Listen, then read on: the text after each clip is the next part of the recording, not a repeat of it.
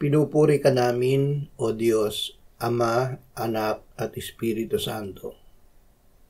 Salamat, Ama, na ibinigay mo sa amin si Jesus na iyong anak, na namatay para sa aming kasalanan, iyong muling binuhay, iniakyat at iniluklok sa iyong kanan sa langit.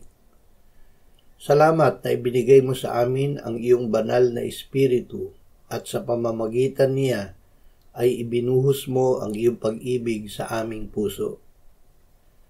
Ama, ikaw ang nagpatotoo sa iyong salita na ikaw, ang iyong anak at ang Espiritu Santo, ang iisang Diyos ng katotohanan.